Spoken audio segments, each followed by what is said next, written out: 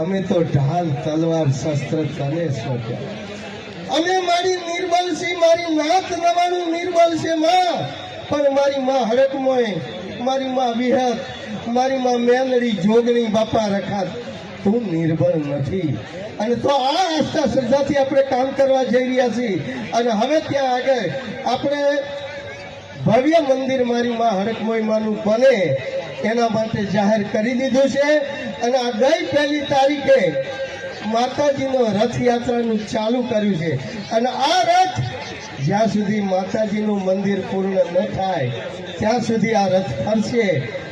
જે પણ 5 પૈસા કે 5 રૂપિયા કે 100 રૂપિયા જે કોઈ સમાજ આપશે એની આગળ અમે જોડી ફેલાવી નીકળવાના છીએ અને ફરી રહ્યા છીએ.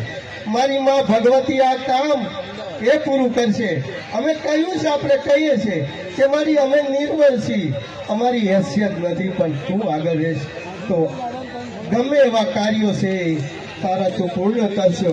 મારી અમારા આદરા અધૂરા રહે, આ સમાજના આદરા અધૂરા રહે, પણ મારી તારા આદરા કદાપી અધૂરા ન રહે એવો અમને ભાવ વિશ્વાસ અને મારી મહાકાળી મારી માં હડકમોય ઉપર છે.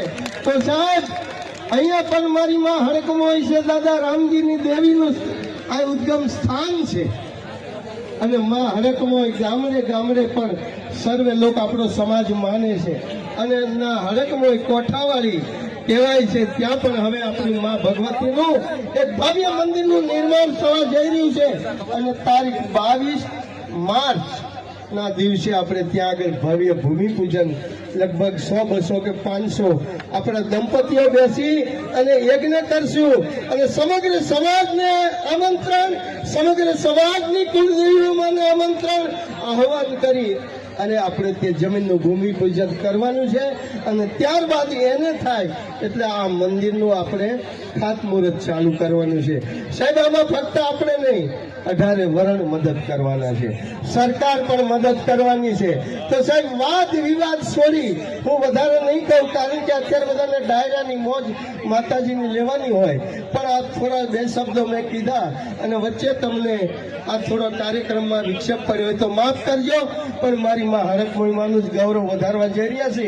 અને સમગ્ર ભારતના લોકોની આસ્થા શ્રદ્ધા ત્યાં આપણો એક આધાર સ્તંભ ઉભો થાય અને આપણા સમગ્ર ભારતના દેવી પૂજકોનું ગૌરવ વધે એવું આલિશાન મંદિર બને.